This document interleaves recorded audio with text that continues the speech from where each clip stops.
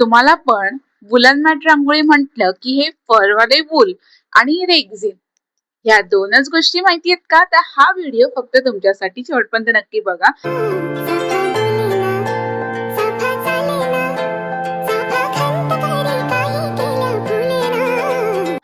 मार्केटमध्ये कुठल्या गोष्टी एक्झिस्ट करतात, वुलन मॅट रांगोळीसाठी कुठल्या गोष्टींची गरज आहे, हे सगळं मी ह्या व्हिडिओमध्ये सांगणार आहे. तर नमस्कार मंडळी, मी अक्षता, शृंगार सौंदर्याची करता धरता, आणि आजपासून वुलन मॅट बद्दल सगळ्या काही गोष्टी आपण एक एक करून कव्हर करणार आहोत. तर आपल्या पेजला, शृंगार सौंदर्याच्या इंस्टाग्राम पेजला आणि युट्यूब चॅनलला फॉलो करायला विसरू नका, सबस्क्राईब करायला विसरू नका.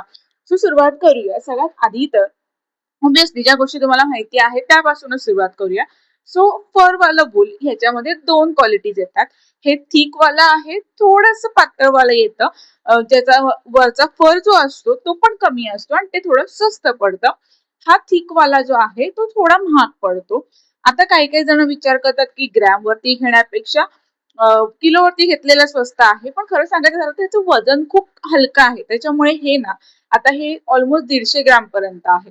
सो सुरुवातीला एवढं तर आपल्याला लागत नाही. ऑब्व्हियसली डिझाईन वरती आहे. जर मोठी काही रांगोळी करत असाल तर मिक्स करून तुम्ही 1/2 किलो करू शकता. पण जर छोट्या रांगोळीसाठी हवं असेल तर जेवढं हवंय तेवढं मटेरियल घेणं कधी पण उत्तम असतं.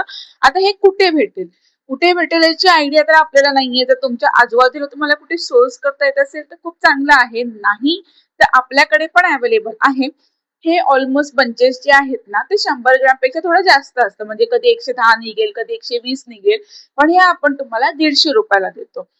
सो ह्याच्यामध्ये काही 200 ग्रॅम वाले पण आहेत. जसं तुमचे ग्रॅम वाढत जातात तशी प्राइस वाढत जाते ऑब्विसली. आणि त्याच्यानंतर जो तुम्हाला माहिती असलेला रेक्झिन, जो तुमच्या मते बेससाठी वापरतात, बेससाठी अजून प्रकार आहेत. एक एक करून दाखवते, त्यामुळे व्हिडिओ शेवटपर्यंत नक्की बघा. सो हा जो रेक्झिन आहे ह्याचा एक भाग गुळगुळीत असतो, एक भाग थोडासा खडबडीत असतो. सो रेक्झिन का यूज करू नये किंवा कुठे यूज करावा? सगळ्यात पहिले तर हा जो रेक्झिन आहे हा मला स्वतःला 1 मीटर काहीतरी 450-500 समथिंग पडलेला आहे. का 500 पेक्षा जास्त होतं मला आठवत नाहीये, मी बिल बघून सांगू शकते. पण हा रेक्झिन थोडा कॉस्टली जातो. आणि जर बेसच महाग असेल तर त्याच्यावरती आपण जी डिझाईन करतो ती ऑब्व्हियसली महागच होणार आहे. सो समोरच्या क्लायंटची काय रिक्वायरमेंट आहे किंवा त्याचं बजेट काय आहे ह्यानुसार सुद्धा आपल्याला बेस ठरवावा लागतो.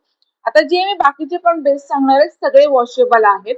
त्याच्यामुळे असं नाहीये की रेक्झिन वापरला म्हणजेच आपलं वॉशेबल झालं, नाही. तो सुद्धा गैरसमज आहे. अजून एक गोष्ट म्हणजे रेक्झिन हा ठराविक एलिमेंटसाठी यूज होतो. जसं की सप्तपदी करायचे असतील, तोरण करायचं असेल, त्यासाठी ऑब्व्हियसली आपल्याला थोडा थिक बेस लागतो. बाकी नॉर्मल डिझाईनसाठी डिपेंड करतं समोरच्याचं बजेट काय आहे, रिक्वायरमेंट काय, त्यानुसार आपण बेस चेंज करू शकतो. हे आपण एक एक करत डिझाईन करताना मी तुम्हाला सांगेनच, पण नॉर्मली रफली सांगते. आता बेस मध्ये प्रकार काय आहेत? हा एक कॅनव्हास, थोडासा स्वस्त आहे कम्पेअर टू रेक्झिन. कॅनव्हास मध्ये पण एक बाजू गुळगुळीत असते, एक बाजू खडबडीत असते. तर ह्याच्यामध्ये रेक्झिन आणि कॅनव्हास मध्ये तुम्हाला कलर्स ऑब्व्हियसली मिळणार आहे.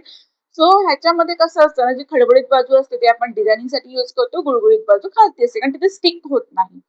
त्याच्यानंतर अजून एक एकदम स्वस्त प्रकार हवा असेल तर त्याला नॉन वोवन असं म्हणतात, ज्याच्यामध्ये तुम्हाला कलर्स मिळून जातील.